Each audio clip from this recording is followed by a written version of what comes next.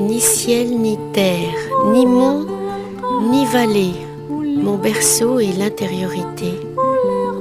Ni passé, ni lendemain, ni soir, ni matin, dans le présent je me maintiens.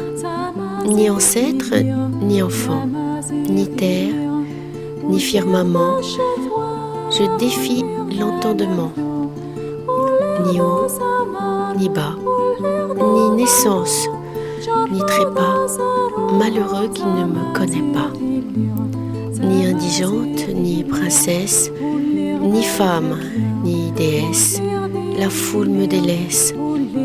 Ni cachot, ni piédestal, ni mosquée, ni cathédrale, je transcende bien et mal. Chant exaltant la transcendance de Tamazit, la berbère.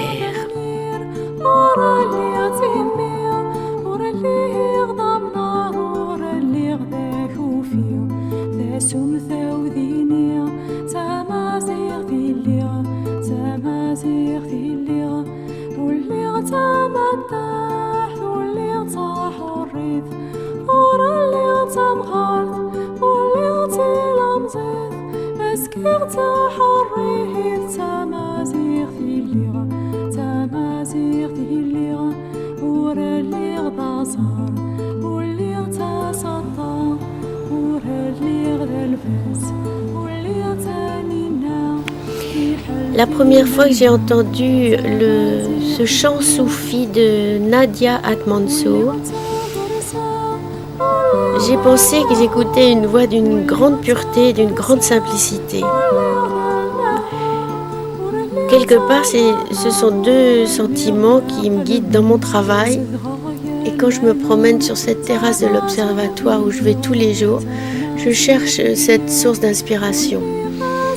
Avec une certaine petite altitude, beaucoup d'air, un très grand dégagement sur Paris, je cherche dans le mouvement des nuages et l'horizon sans fin quelque chose qui ressemble à ce dont elle parle dans sa chanson qui est extrêmement belle, où on est à la fois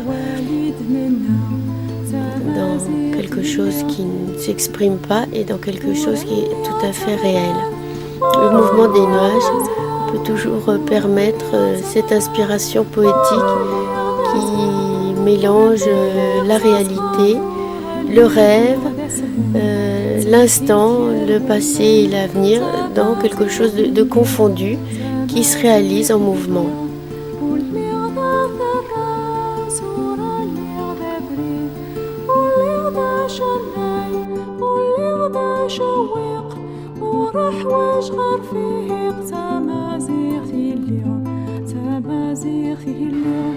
Alors quand on est monté, on a beaucoup de plaisir à redescendre.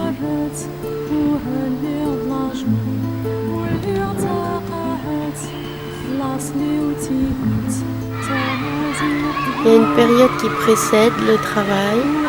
C'est le moment où justement on va chercher son oxygène qui va nourrir après le travail. Et là, c'est la maison dans laquelle je travaille.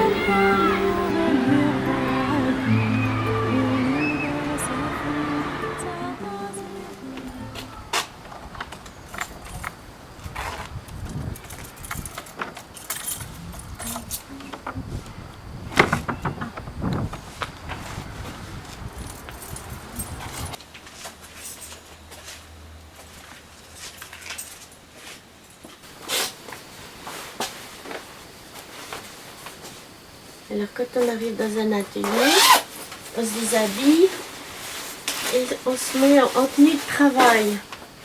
Alors moi, ma tenue de travail, c'est un tablier, parce que le pastel, c'est de la poudre avec des pignons très forts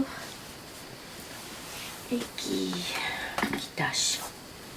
Voilà, qui font des plus ou moins belles tâches d'ailleurs. Alors ici, vous êtes dans la caverne d'Ali Baba.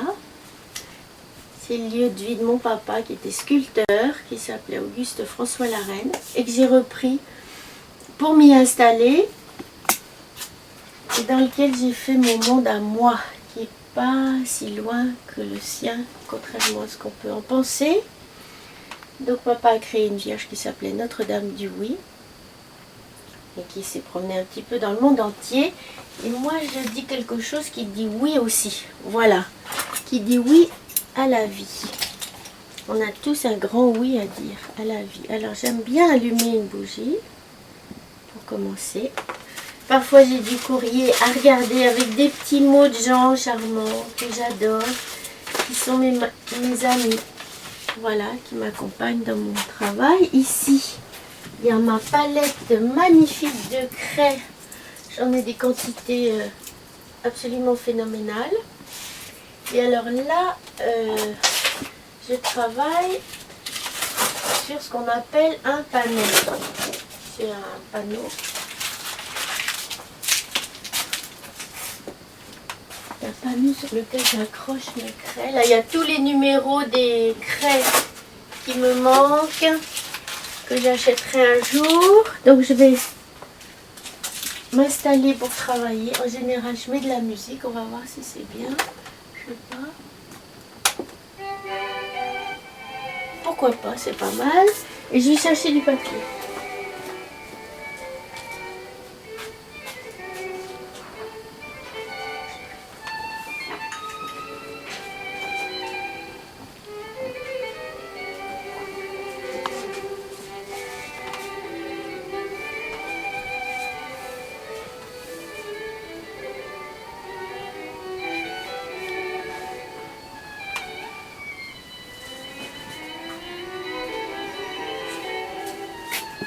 Alors j'arrive avec une feuille de papier, un beau papier vélin d'Arche, un peu épais, un peu absorbant, qui va accrocher la poudre, qui va l'absorber. Je ne vais pas prendre un trop grand format pour cette fois-ci, parce qu'on va juste mettre en route quelque chose.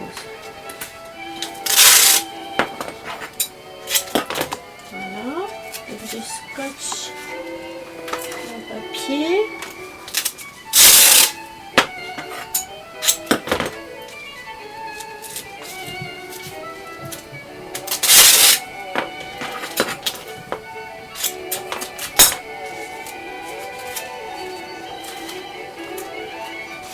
Voilà, alors je vais m'installer là. En ce moment je fais des ronds, pas dans l'eau. Attends, il y a un clou là. On va enlever ça du papier. Voilà.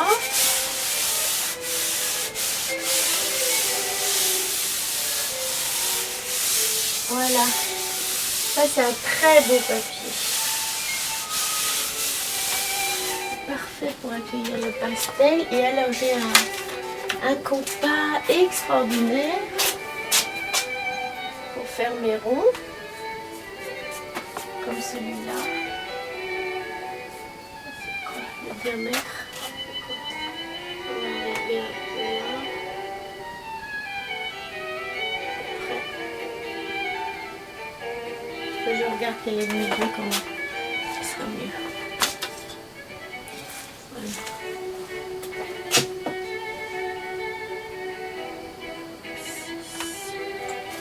La moitié de 56,5, moi je sais pas ce que ça veut.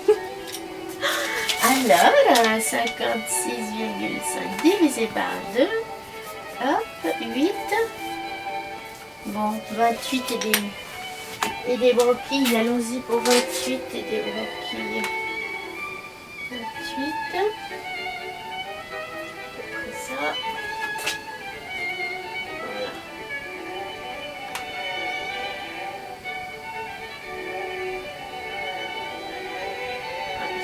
C'est bon.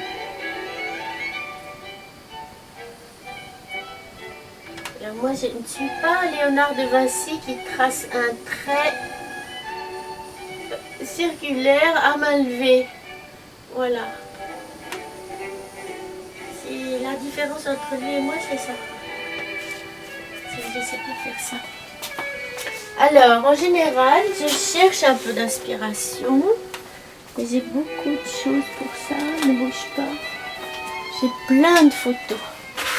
J'ai des centaines et des centaines et des centaines de photos. Alors quand j'ai de ciel que j'ai pris évidemment, et en fonction de mon humeur, si j'ai envie de rose, je cherche un lever de soleil. Si j'ai envie de nuit, j'ai aucune photo parce que je ne peux pas prendre de photos de nuit.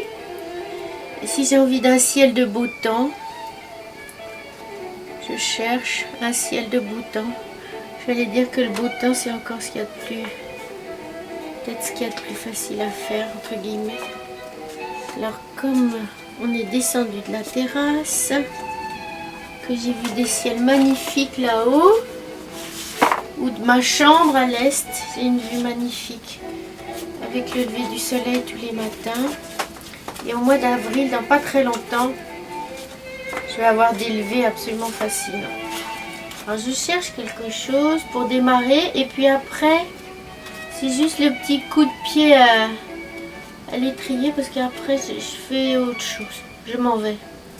Je quitte une image précise pour créer la mienne qui viendra presque toute seule. Alors j'ai des amis aussi qui m'envoient des photos de ciel. J'ai beaucoup d'amis qui me disent on a vu un ciel merveilleux, on a pensé à toi. Maintenant, les gens que je rencontre me disent on a vu des ciels, on a pensé à toi. Voilà. Je crois qu'on m'a mis ici pour dire regardez le ciel et puis c'est à peu près tout. Et c'est déjà pas mal. Alors voilà, j'ai envie de quelque chose qui ressemble à ça. Je ne sais pas où j'ai pris cette photo, mais ça n'a aucune importance.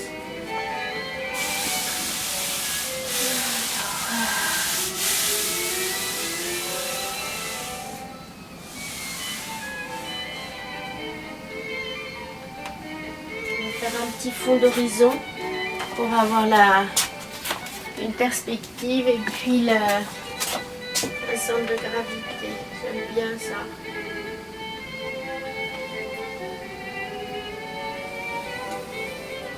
J'aime bien faire un peu d'eau. Et je sais pas, je vais peut-être faire un paysage là. Alors, ça c'est ravissant. C'est des petits nuages corail. Et en fait, les pastels, contrairement à ce qu'on croit, c'est toujours plus soutenu, plus fort. Les couleurs sont très intenses, les pigments sont très très forts et les couleurs pastels, les couleurs layettes, c'est plutôt rare. Il n'y en a pas beaucoup à vrai dire. Donc moi je trouve que les couleurs sont toujours trop soutenues, ce qui donne des résultats un petit peu contrastés, mais ce qui est intéressant aussi. Je commence toujours par l'horizon, parce que l'horizon, c'est ce qu'il y a de plus clair. Là, je pense que je vais faire plutôt un paysage. Voilà, il y aura des arbres. Et je cherche une craie pâle. Parce que pour donner l'impression de la perspective, le mieux, c'est que l'horizon soit... Pas la perspective à l'horizon, en tout cas, parce qu'il peut y avoir des perspectives dans le ciel avec les nuages. Il faut que l'horizon soit très clair. Alors, ce sont des petites craies comme ça, avec des teintes absolument exquises, qui sont moelleuses, comme du fard à paupières. C'est très féminin le pastel, très très. Et là, je cherche une craie un peu turquoise. Et je ne sais pas s'il m'en reste. Pas sûr. Est-ce que j'en ai là?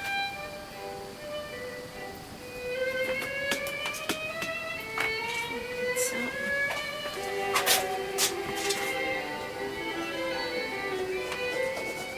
C'est mieux ça. Alors, en fonction des craies, c'est plus ou moins tendre. Enfin, ça s'appelle toujours des pastels tendres, hein, les pastels secs. Mais il y a des craies qui sont plus ou moins dures. Et en fonction des marques, on a des choses extrêmement moelleuses ou, en ce qui me concerne, plus c'est sec et et moins ça me convient. Alors après, je voudrais mettre les masses de nuages en route, les petits nuages roses. Bref. Il faut trouver, il y a tellement de couleurs et à vrai dire, c'est terrible, mais il manque presque toujours la couleur qu'on veut, malgré tout ce qui existe. Alors là, on est dans des teintes chères, CHAIR. Voilà. Moi, je pose grosso modo une masse comme ça, pour m'intéresser. Voilà. La poudre, c'est vraiment... c'est de la poudre, quoi. Voilà, mais c'est plus abricot que ça. Abricot. Alors la lumière vient du bas. Ça peut être le matin, ça.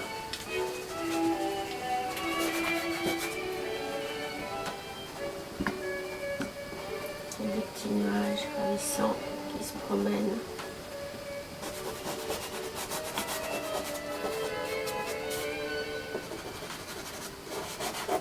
Alors le pastel, ça se mélange, pas vraiment, mais quand même, un petit peu. On arrive à superposer les choses.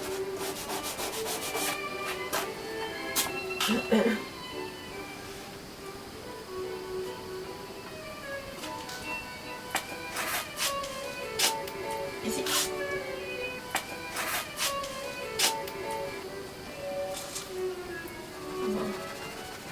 Alors là, on va essayer de faire quelque chose de très tendre et très féminin. Après, évidemment, comme on revient avec des choses beaucoup plus foncées, avec les bleus, parce qu'il y a un vrai bleu derrière. Alors ça, c'est peut-être pas très photogénique, c'est le seul problème, mais c'est absolument délicieux à faire, quoi. Voilà. Je vais essayer de poser des bleus. Voilà.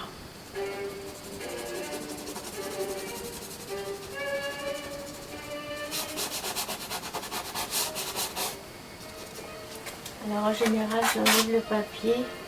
J'aime pas faire ça. Et ça veut dire que la craie est vraiment très entamée, mais il faut s'y résoudre.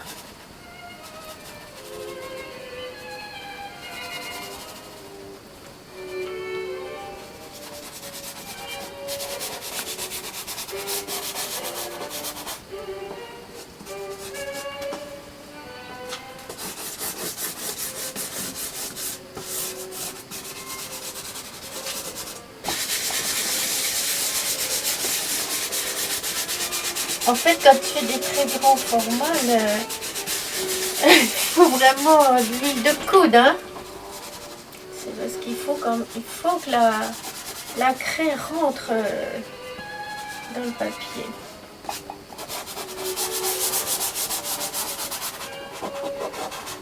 Alors, ce qui est amusant de faire des ciels dans une cave, c'est qu'on crée la lumière là où elle n'est pas.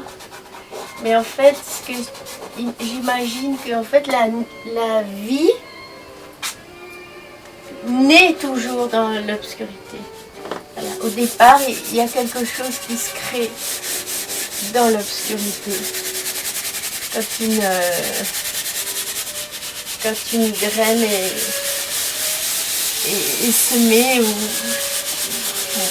c'est le principe de toujours l'histoire de l'origine de la création. Il y a quelque chose qui se fait dans le secret. Et ici, moi, je suis dans mon paradis secret. Où personne ne viendra jamais m'interrompre pour me déranger. Je suis à l'abri, dans ma caverne, dans ma grotte.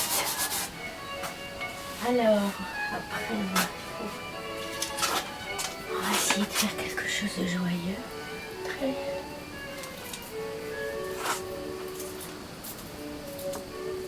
Voilà, j'ai des bleus plus beaux que des vrais.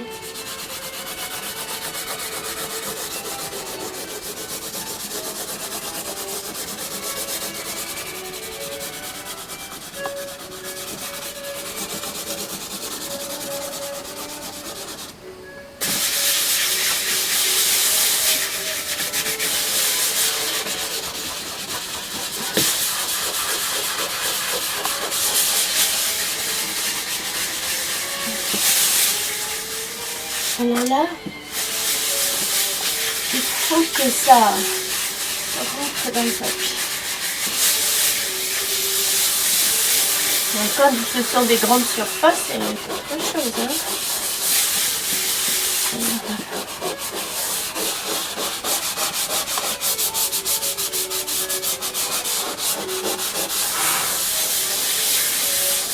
Quand je travaille des nuits sur des grandes surfaces comme ça, j'ai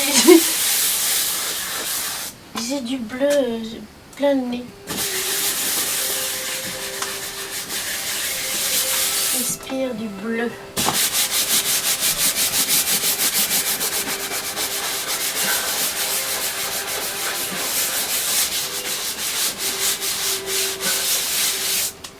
Voilà, j'ai posé quelque chose d'assez succinct au départ. Et puis après, petit à petit, on fait venir les détails, les volumes. On regarde d'où vient la lumière. Là, ça a l'air très aquarellé. Et après, en fait, quand c'est terminé, c'est très très dense. Il y a vraiment, là, on commence par, j'allais dire, une couche d'après. Mais après, justement, la poudre sera vraiment très, très épaisse.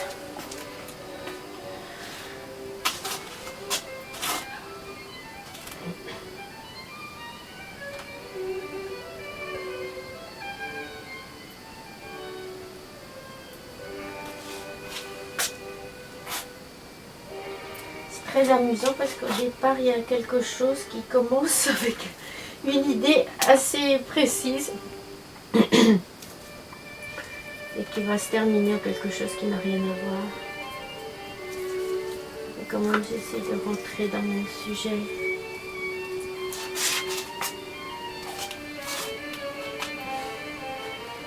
Peut-être faire je cherche les couleurs des nuages foncés.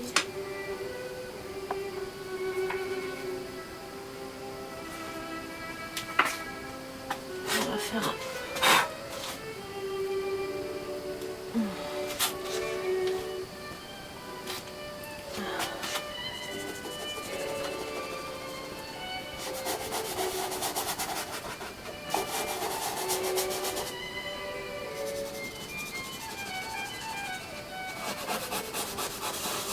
l'outil, c'est les doigts. Hein.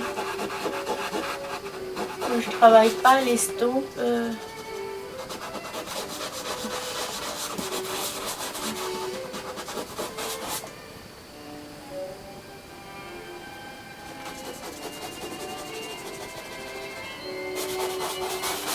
Comme apparemment la lumière vient du bas,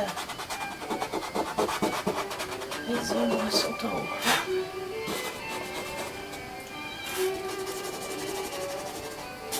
On va faire un petit peu d'ombre sur le passé. Et on va laisser plein de lumière à droite pour l'avenir. Il y a quand même des petits... Je n'ai pas posé encore l'horizon.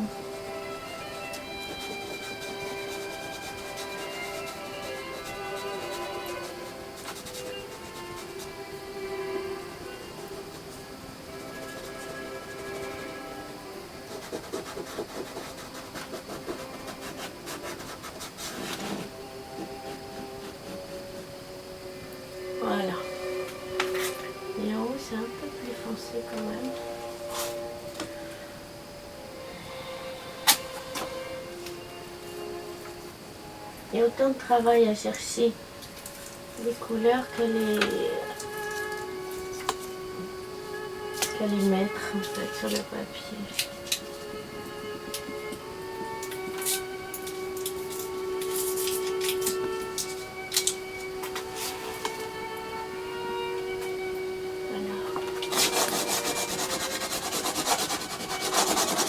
Ça c'est une pas très bonne qualité. C'est trop sèche. Faut pas insister. Elle n'est pas terrible.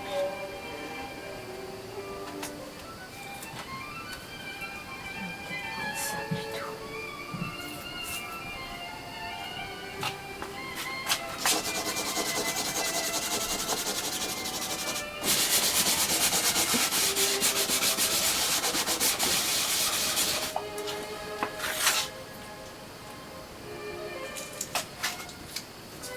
Alors au départ, tout est rangé par numéro, par série, amoureusement, délicatement, soigneusement. Puis après, c'est un bazar total.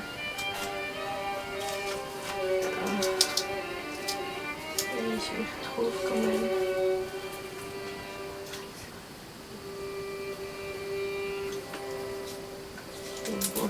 Tous les bleus des pastels sont absolument inouï.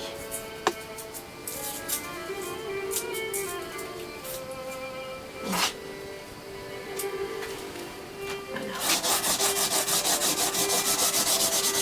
Pour donner un peu de densité, je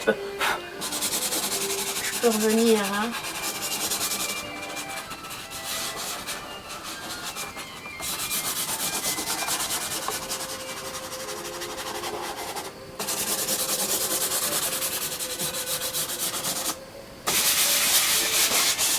Voilà, là on commence déjà à avoir un peu plus de matière. C'est amusant de faire de l'air avec quelque chose d'aussi dense, malgré tout.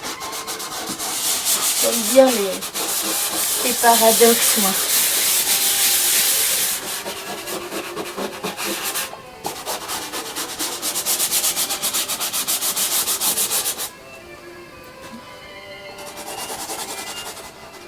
J'espère que cet enfant-là sera beau. On souhaite toujours que ces enfants soient beaux. Et ils le sont. Mais bon.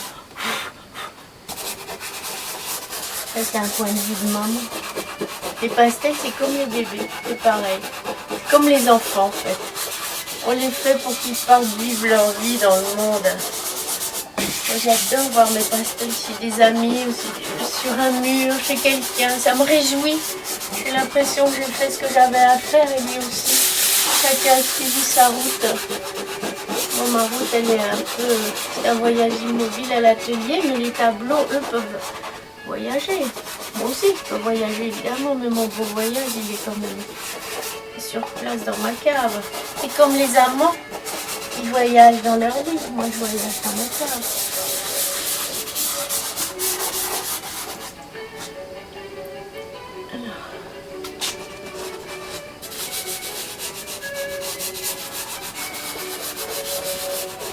En fait, c'est très délectable parce qu'on ne sait pas ce qui va se passer.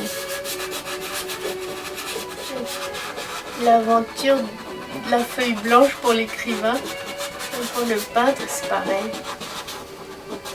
On part avec des inconnus.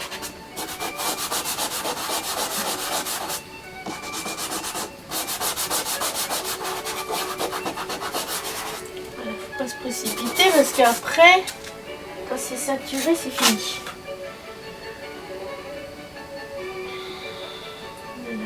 Quand même des ombres dans le nuage.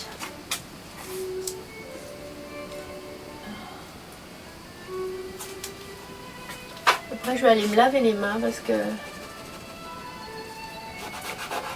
si j'attaque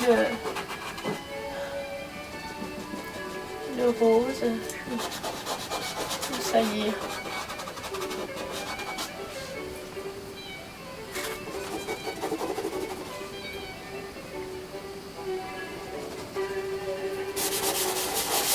ça j'adore. Quand il y a une couleur qui se superpose à une autre, puis qui crée tout d'un coup un volume ou un mouvement, c'est merveilleux.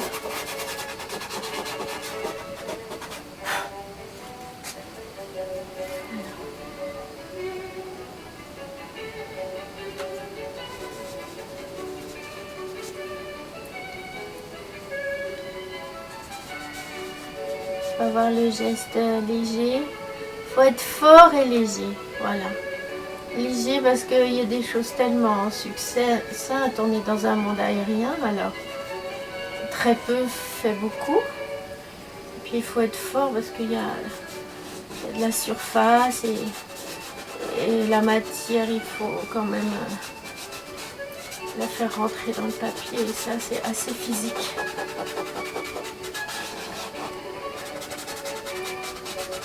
Il faut que ce résultat soit dense et fluide. Je pense que dans la vie, c'est être un petit peu fait de la même sorte. Alors avant de me laver les mains, je vais peut-être poser un fond de paysage assez foncé parce que c'est... Je ne sais pas si c'est le soir ou le matin, ça m'est égal.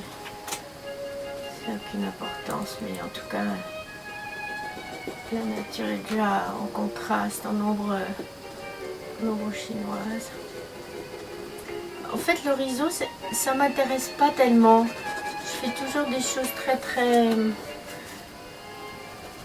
très suggérées. C'est symbolique. Je veux simplement qu'on se rende compte qu'on a un parquet sous les pieds. Voilà, on est debout. Et c'est en fait le ciel qui m'intéresse, c'est le ciel qu'on voit de la terre.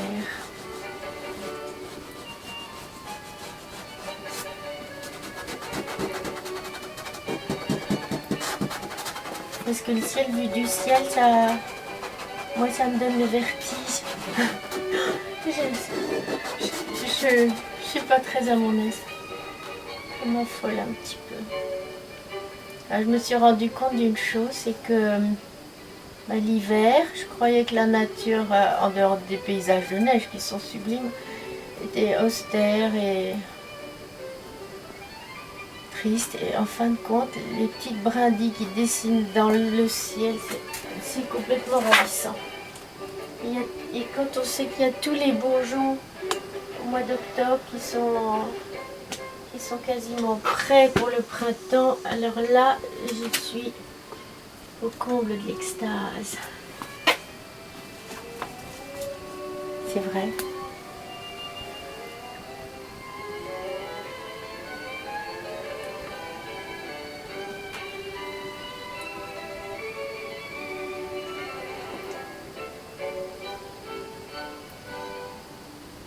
En fait, tout est beau dans la nature. Tous les grands maîtres ont vénéré la nature, tous. Bon. Alors, ce qui serait peut-être intéressant pour les gens qui regardent ça, c'est de savoir ce qui m'a amené à faire des ciels. Mais comme pour beaucoup de gens dont les vocations se sont déclarées d'une façon ou d'une autre, c'est venu par hasard, si tant est qu'on croit au hasard, ce qui n'est pas mon cas, mais bon, ce qui est une façon de dire les choses. Après, chacun fait ce qu'il veut en fonction de ce qu'il croit. Et j'ai toujours peint, depuis toute petite, avec un papa sculpteur. On avait le culte de la peinture, du dessin, bref. Et puis après avoir fait beaucoup de choses en peinture, j'aimais beaucoup l'aquarelle, j'aimais les natures mortes, j'aimais la broderie au passé plat. Enfin, un jour, j'ai habité pas très longtemps, mais bref. J'étais dans les Yvelines Et je suis passée avec un ami devant une boutique qui soldait son matériel pour artistes. Alors ça, c'était dans un petit patelin qui s'appelait Elisabethville. Et j'aime autant vous dire que c'est pas rue Soufflot, chez Dubois, ni chez Cédélier. C'est quand même la campagne. Et j'ai toujours été intéressée, j'ai toujours non seulement été intéressée, mais j'ai toujours adoré tout ce qui concerne les matériels pour artistes, parce que je trouve que les nuanciers, les couleurs, les textures, bref, tout est un univers en lui même extrêmement beau. Et je suis rentrée, et puis bien qu'ayant vécu avec un peintre pastel, j'y avais jamais touché. Et je me suis acheté une petite boîte, mais vraiment sommaire, hein, même pas la boîte pour débutants, parce que je ne savais pas ce qu'il fallait acheter, et il soldait une boîte de pastel qui était même de mauvaise qualité, mais néanmoins, avec cette boîte-là, le premier pastel que j'ai fait, alors bon, c'est là où l'histoire est quand même assez amusante, comme toutes les histoires de vie, et j'ai posé un ciel. Alors j'ai posé un ciel qui était grand comme ça, qui était minuscule, et j'ai eu le coup de foudre de ma vie. J'ai dit, un coup de foudre, ça s'explique pas. Et quand j'ai vu ça, ce qui se produisait avec ce sujet, que j'avais pas du tout prémédité, hein, parce que je ne m'intéressais pas plus au ciel que les gens qui marchent en regardant leurs pieds dans la rue, sauf qu'évidemment j'irais vers la beauté, alors j'ai quand même regardé les ciels, mais je dirais comme tout le monde. Et à la suite de ça, j'en ai fait 50 dans le mois. C'est-à-dire que je dormais, je mangeais, je vivais dans ma première petite collection de ciel scolaire, maladroite, malhabile, minuscule, etc. On m'a même dit, écoute, oui, tes ciels c'est bien, mais alors là, de les exploser, t'exagères. Bref, j'avais tous les culots. J'avais une fois folle dans cette espèce de coup de foudre magnifique. Et c'est vrai que 6 mois plus tard, j'ai trouvé une dame magnifique qui m'a permis de démarrer et qui s'appelle Christine Mondelot et que je salue. Je vais inviter là, à la chapelle des anges parce que c'est elle qui m'a aidée pour montrer mon travail. Et à la suite de cette histoire de petite boîte de pastel moche, j'allais dire, ma vocation est née et le terme de cieliste est venu autrement, toujours comme ça. Ce sont les rencontres qui font les événements de la vie. J'ai un ami potier qui a épousé une japonaise, il voyageait entre la France et le Japon.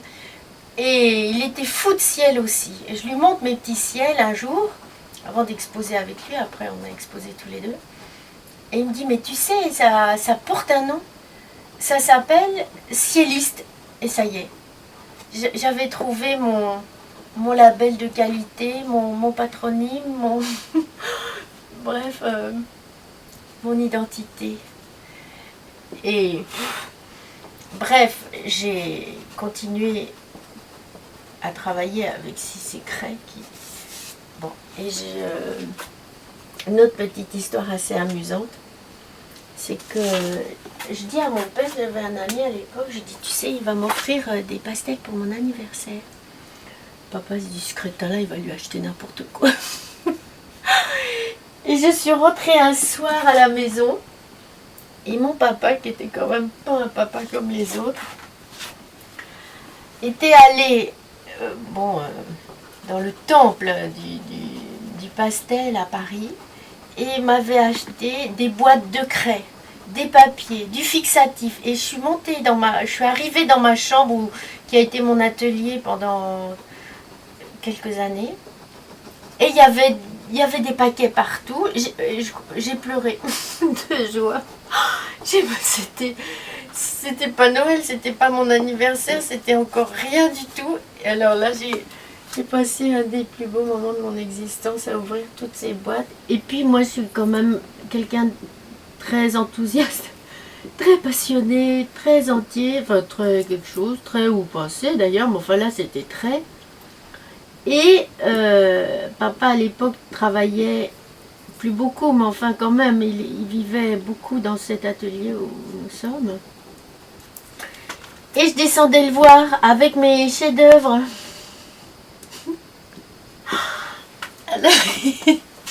J'ai fait plein de paysages au début parce que je voulais toujours un horizon. Enfin, mon obsession date de très longtemps. D'un filet d'horizon et puis d'un grand ciel. Et je lui montrais mes travaux et il me disait « Eh ben, il est bien ton calendrier des PTT !» Je disais « C'est pas... » J'ai souffert. Personne ne peut comprendre le calendrier. Alors ceux qui travaillent dans les postes, je ne nommerai personne, ne soient pas vexés, mais dans la bouche de mon papa, le calendrier des PTT, c'était quand même pas un turner. Hein. Alors bref, bah, en fait j'ai appris mon travail comme ça. Et alors quand je lui descendais quelque chose, il me disait tu peux pas m'en rajouter un petit kilomètre ou deux, ça voulait dire de pousser la perspective. Et en fait, lui, dans son domaine, et puis moi dans le mien, on a quand même beaucoup d'affinités et je pense que je poursuis un petit peu ce qu'il fait en étant ce que je suis, c'est-à-dire une fille. Et bref, je fais de la peinture, pas de la sculpture. Je fais pas de l'art sacré, mais je suis néanmoins quand même très mystique. Et comme peut-être parce que je suis née le jour de son anniversaire et que les Gémeaux sont des signes aériens et très mercuriens. Mercure, c'est quand même le messager des dieux qui transporte des nouvelles et qui par les airs. Et donc j'avais ce goût pour les ciels où l'air est dans son élément premier, évidemment. Voilà, et donc ben voilà, j'ai appris beaucoup avec ce papa qui, en se moquant de moi, me donnait des rudiments de travail.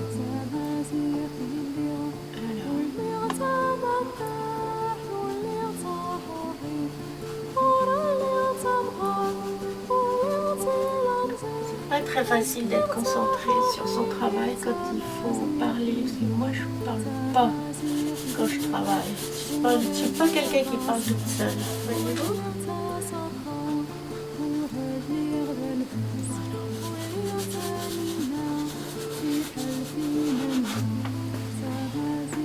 Bon, il est posé celui-là, mais après pour lui donner sa maturité, je vais faire ça toute seule.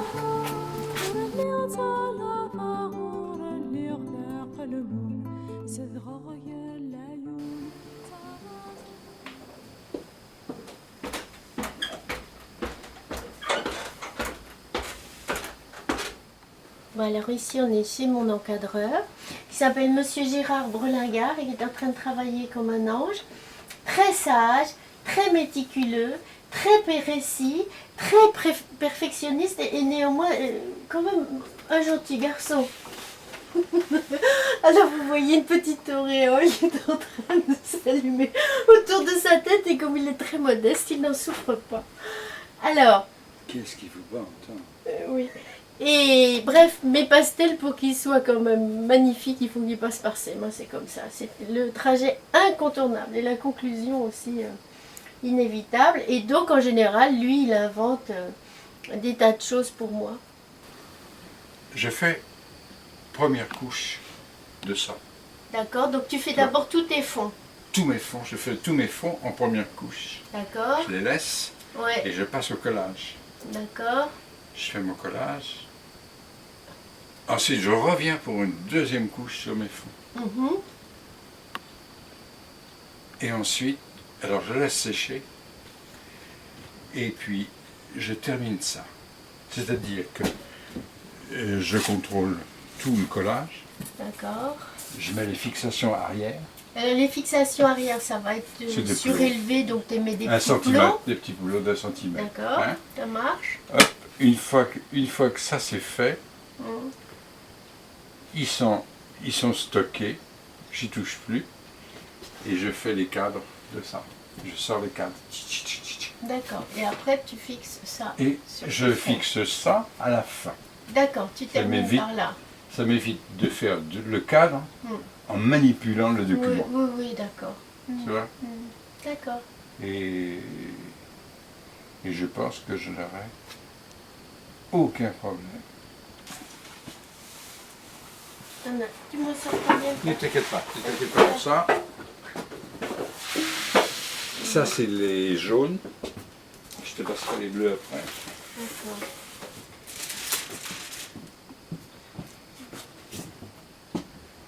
Ouais, non, il n'y a pas... Non, ça va. Hein. Non, non, mais Tu sais, moi, au point de vue des couleurs, je suis autant maniaque que toi. Imbattable. Et là-dessus, je m'inquiète pas.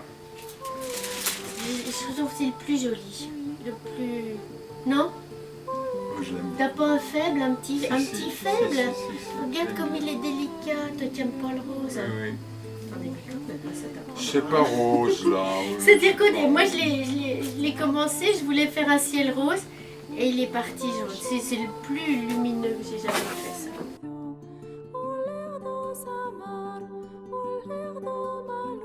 Au revoir. Et merci.